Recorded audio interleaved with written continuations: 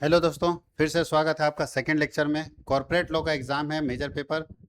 Business statistics का exam आप दे चुके हो, कॉर्पोरेट लॉ का एग्जाम है। एग्जाम का डेट शीट हम लोग लेकर आए हैं और आपके सामने डेट बता देते हैं कि एग्जाम, वैसे तो आप लोगों को पता है कि आप लोगों का एग्जाम जो है वो 9 जुलाई को है, यानी 9/7 को जो कॉर्पोरेट लॉ का जो एग्जाम होने वाला है, उस एग्जाम का कंप्लीट प्रिपरेशन हम लोग इस अपने यूट्यूब चैनल पे करवा रहे हैं। अगर आप हमारे चैनल में नए हैं तो चैनल को सब्सक्राइब कर लीजिए, क्योंकि उसके बाद सेमेस्टर 4, 5, 6, 7, 8 में हम लोग मदद करने वाले हैं आपको एग्जाम के टाइम में। तो चलिए शुरुआत करते हैं। फर्स्ट लेक्चर को आप लोग बहुत अच्छे तरीके से देखे और बहुत ज़्यादा प्यार दिए। अगर आप लोगों को कुछ लगता है ना अच्छा बुरा, कमेंट जरूर कीजिएगा, कमेंट जरूर कीजिए, तब उससे हम लोगों को मोटिवेशन मिलता है कि हाँ, सामने वाले को मेरा क्लास समझ में आ रहा है। तो जो मन में आ रहा है कमेंट जरूर कीजिए, नहीं समझ में आता है तो थैंक यू तो बोल सकते हो ना। आप कमेंट में जरूर जरूर लिखिएगा, क्योंकि कमेंट लिखने से हम लोगों को वो पावर बूस्टर है, एनर्जी देता है हम लोगों को कि चलो ठीक है, एक और वीडियो बना देते हैं। कुछ बच्चे अच्छा बोल रहे हैं तो चलो एक और वीडियो बना देते हैं। तो कमेंट जरूर कीजिएगा, शाबाशी जरूर दीजिएगा। चलिए आगे चलते हैं हम लोग यूनिट 2 की तरफ। आज हम लोग यूनिट 2 पूरा कंप्लीट कर देंगे। यूनिट 2 में हम लोगों को जो क्वेश्चन पूछेगा वो वेरी शॉर्ट शॉर्ट और लॉन्ग आंसर क्वेश्चन। यूनिट 2 में हम लोग को पढ़ना है मैनेजमेंट के बारे में और एडमिनिस्ट्रेशन के बारे में। चलिए शुरुआत करते हैं। सबसे पहला है एजीएम क्या होता है। तो ध्यान रखिएगा, एक कंपनी में को साल भर में, यानी 31 मार्च के पहले, 1 अप्रैल से 31 मार्च के बीच में एक मीटिंग बुलाना पड़ता है और उसी मीटिंग का नाम होता है एजीएम। इसका फुल फॉर्म है एनुअल जनरल मीटिंग, वार्षिक साधारण सभा। वर्ष में एक बार हर कंपनी अपने यहाँ बुलाएगी, तो उसको हम लोग बोलते हैं एजीएम, एनुअल जनरल मीटिंग। आगे है what is extra ordinary general meeting. EGM क्या होता है। तो मान लीजिए कि एजीएम तो साल में एक बार होगा, लेकिन अब बहुत बड़ा डिसीजन तुरंत लेना है। एजीएम हमेशा याद रखिएगा, साल में एक ही बार होगा एजीएम। अब बहुत बड़ा डिसीजन, मान लीजिए कंपनी के जो टॉप ऑफिसर थे, 4 ऑफिसर, चारों नौकरी छोड़ दिए, अचानक रिजाइन मार दिए। तो बड़े डिसीजन है तो क्या करें, उसके लिए हमको एक साल इंतजार करें? नहीं।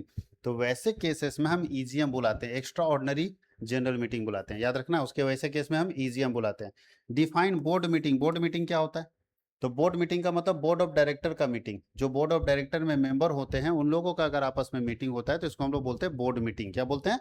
बोर्ड मीटिंग, याद रखना।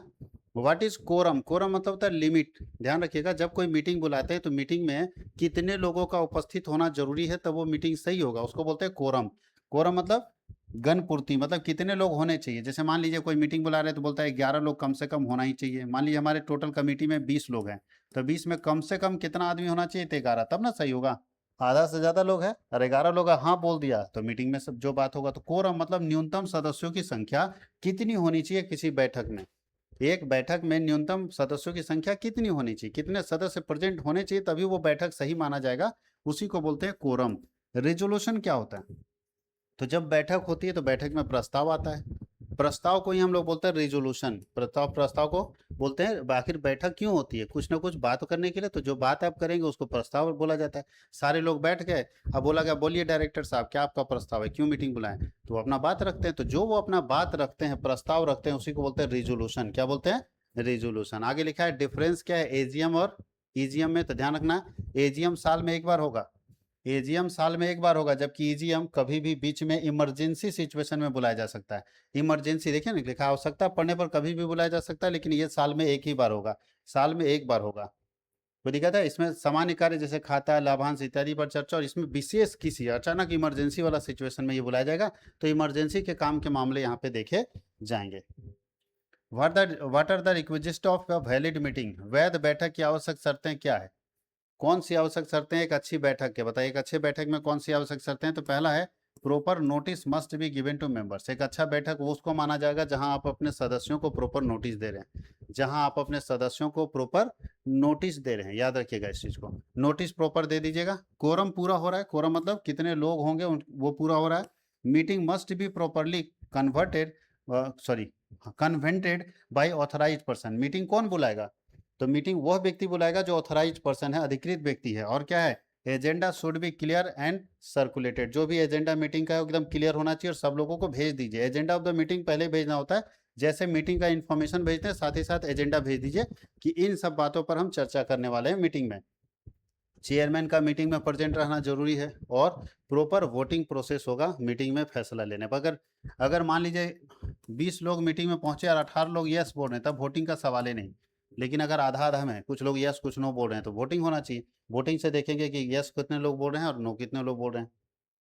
Explain the procedure of convening meeting, meeting बुलाने की प्रक्रिया क्या है। तो सबसे पहले जो कंपनी का सबसे मेन व्यक्ति जो मीटिंग बुलाता है वो सबसे पहले एक चिट्ठी लिखेगा और सारे सदस्यों को भेजेगा। देखिए करके प्रोसेस लिखा होगा, अच्छा एक ही कहानी लिख दिया। सबसे पहले हमको अगर मीटिंग बुलाना तो हम एक मैसेज लिखेंगे, सारे सदस्यों को भेज देंगे, ठीक है। वो सारे सदस्यों को डेट, उसमें क्या क्या लिखा रहेगा, उसमें डेट लिखा रहेगा, कब मीटिंग होगा, कहाँ मीटिंग होगा, किन किन मुद्दों पर चर्चा होगी, सारी बातें लिख के और सबको भेज देंगे। उसके बाद मीटिंग आता है। तो मीटिंग में सबसे पहले नोटिस देना होगा आपको मीटिंग के लिए, ठीक है, जिसमें एजेंडा तय होगा, समय तय होगा, कहाँ पे मीटिंग बैठना वो तय होगा। मिनट्स क्या होता है, मिनट वो घड़ी वाला मिनट नहीं है। और रिजोल्यूशन, मिनट मतलब एक पेपर, एक पेपर, मिनट एक रिटन पेपर होता है। देखिए लिखा है minutes are the written record of all discussion and decision taken in meeting. मतलब एक मीटिंग में जो भी निर्णय लिए जाते हैं या जिन मुद्दों पर चर्चा होती है उसको एक जगह लिखा जाता है, उसी पेपर को मिनट बोलते हैं। और रिजोल्यूशन का मतलब प्रस्ताव, जो आप अपनी बात रखना चाहते हैं उसको प्रस्ताव, यानी ये फैसला हो गया और ये प्रस्ताव हो गया। जब आप अपना प्रस्ताव रखेंगे तो उसको रिजोल्यूशन बोलते हैं, और जो उसके फैसले होते हैं उसको मिनट्स में लिखा जाता है व्हाइट पेपर में कि क्या क्या फैसला लिया गया है इस मीटिंग का, ठीक है। बोलता है explain postal ballot and e voting. देखिए पोस्टल बैलेट वोटिंग जानते हैं, जब कागज में मुहर मार के वोटिंग करते हैं, ये तो चुनाव में भी होता था, अभी भी मुखिया के चुनाव में पोस्टल बैलेट वोटिंग होता है। ई वोटिंग का मतलब इलेक्ट्रॉनिक तरीके से वोटिंग आज के समय में वो भी होने लगा। आजकल डांस इंडिया डांस ये समय देखिएगा ई वोटिंग होता है कि अब आपका मीटर चालू है, आप लोग वोट कीजिए कि किसको सबसे ज़्यादा वोटिंग मिला है। लिखा है explain the provision relating to AGM और ईजीएम, बता चुके हैं एजीएम और ईजीएम का क्या। एजीएम कब बुलाएंगे, साल में एक बार बुलाना ही बुलाना है, लेकिन ध्यान रखिएगा ईजीएम तभी बुलाया जाता है जब इमरजेंसी सिचुएशन होता है। यानी कभी कभी ऐसा हुआ कि कोई कंपनी में 10 साल तक कोई इमरजेंसी नहीं आया तो 10 साल तक ईजीएम नहीं बुलाया गया। लेकिन एजीएम तो हर साल बुलाना होगा, इमरजेंसी हो या ना हो, हर साल आपको एजीएम बुलाना होगा। तो एनुअल जनरल मीटिंग के बारे में बता दिए, उसके प्रोविजंस क्या हैं। तो याद रखिएगा सबसे पहले every company must have AGM, मतलब एजीएम हर साल में एक बार बुलाएगा और 6 महीने के भीतर बुलाएगा, यानी वित्तीय वर्ष के समाप्त होने के 6 महीने के भीतर बुलाएगा, ठीक है। दो एजीएम के बीच में अंतर 15 महीने से अधिक का नहीं होना चाहिए, यानी ये दो एजीएम के बीच में 15 महीने से ज़्यादा का गैप नहीं, उसके अंदर पहले बुला लेना। और पहले एजीएम जो होता है, एजीएम पहले वित्तीय वर्ष के समाप्त होने के 9 महीने के भीतर होनी चाहिए और सदस्यों को कम से कम 21 दिन का नोटिस आवश्यक अवश्य देना चाहिए। यानी एजीएम बुलाने से पहले 21 दिन पहले नोटिस दे दीजिए। ऐसा नहीं कि आज नोटिस पहुंचे कल एजीएम है, तो पहुंचेगा कैसे। और इसमें खातों की स्वीकृति के बारे में बात होती है, लाभांश घोषणा, निदेशक के बारे में, ऑडिटर के बारे में, सबके बारे में बात होती है। अब बात करते हैं ईजीएम क्या होता है। तो ईजीएम कभी मतलब ना होता है, एक्स्ट्रा ऑर्डिनरी का मतलब है कि क्या होता है इमरजेंसी सिचुएशन में, जब कभी ऐसा लग गया कि बहुत ही इमरजेंसी है, यहाँ पे कुछ निर्णय, बड़े बड़े निर्णय लेने हैं, तब हम ईजीएम बुलाते हैं, एक्स्ट्रा ऑर्डिनरी जनरल मीटिंग। क्या बुलाते हैं, एक्स्ट्रा ऑर्डिनरी जनरल मीटिंग बुलाते हैं। प्रोविजन क्या है इसका, तो इसे आवश्यकता अनुसार कभी भी बुलाया जा सकता है जब हमको जरूरत पड़ेगा। इसे director, board of director, share holder या जो ऑफिसर्स होते हैं वो बुला सकते हैं। सदस्यों को उचित नोटिस देना आवश्यक है। इसमें केवल विशेष कार्य पर चर्चा होती है। बैठक वैध होने के लिए गणपूर्ति आवश्यक है, मतलब कोरम, कितने लोग आएंगे मीटिंग में कि मीटिंग सही माना जाएगा। अब पता चला कि 21 लोग हैं और तीनों को आदमी मीटिंग में आया तो मीटिंग थोड़ी सही माना जाएगा। और वहाँ पे कोई फैसला ले लीजिएगा तो फैसला को कोई मन ही मानेगा। इसे वर्ष में किसी भी समय आयोजित किया जा सकता है, इसको कोई फिक्स नहीं है, जब आपको जरूरत पड़ेगा तब आप इस मीटिंग को बुला सकते हैं। अगला question, discuss the essential of a valid company meeting. बार बार यही चीज़ है कि एक अच्छा कंपनी मीटिंग में क्या क्या विशेषताएं होनी चाहिए। तो एक वैध कंपनी मीटिंग में विशेषता क्या होनी चाहिए कि उसका कोरम पूरा होना चाहिए। एक अच्छे कंपनी मीटिंग में पहली विशेषता ये होनी चाहिए कि उसका कोरम पूरा होना चाहिए। तो पहला प्रॉपर नोटिस आपको देना होगा 21 दिन पहले का। कोरम, जो लोगों की कम से कम लोगों की जो है ज़रूरत है, कितने लोग होने चाहिए मीटिंग में। प्रॉपर अथॉरिटी होनी चाहिए मीटिंग में, उचित जो है अधिकार होना चाहिए।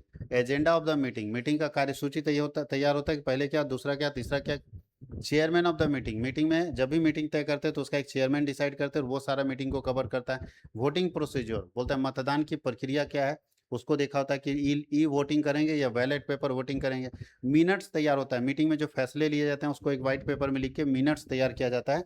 और साथ ही साथ लीगल कंप्लाइंसेस को भी ध्यान में रखा जाता है कि क्या कानूनी प्रक्रिया होगी जब हम इस मीटिंग के बातों को लागू करेंगे।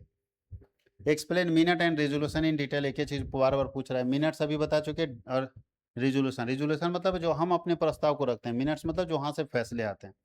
तो इसको किया जा सकता है। ये हम लोग को यूनिट 2 के अंदर पढ़ना है, ठीक है। यूनिट 2 के अंदर हम लोगों को यही पढ़ना है। अब यूनिट 3 में है dividend, accounts and audit. Dividend accounts and audit. ये छोटे छोटे लेक्चर्स आपको हम इसलिए दे रहे हैं कि ताकि छोटा लेक्चर रहे, बट एक पूरे यूनिट को आप देख सकते हैं, अच्छे से देख सकते हैं। अगर कोई बच्चा ऐसा है कि जो ये पीडीएफ कोर्स खरीदना चाहता है तो एप्लीकेशन में जाइए और उसका पीडीएफ कोर्स खरीद सकते हैं। कैसे? और अगर किसी को परेशानी हो तो ज़्यादा परेशान होने की जरूरत नहीं है, इस नंबर पर कांटेक्ट कर लीजिएगा तो सारा पीडीएफ कोर्स, अभी जो बचे हुए एग्जाम है सारा पीडीएफ कोर्स आपको कंप्लीट यहाँ पे मिल जाएगा। अभी आपको बता दें कि आपका पीडीएफ कोर्स का प्राइस जो है वो, सॉरी 99 नहीं, 49 रुपीज़ हम कर दे रहे हैं, 49 रुपीज़ कर दे रहे हैं, ताकि 49 रुपये में आप खरीद के और उसका फ़ायदा ले सकते हैं। तो अभी आप देखिएगा जाके, तो आप 49 रुपीज़ आपके पीडीएफ का कोर्स प्राइस हो जाएगा। आप देखिए और एंजॉय कीजिए अपने क्लास को। बहुत बहुत धन्यवाद।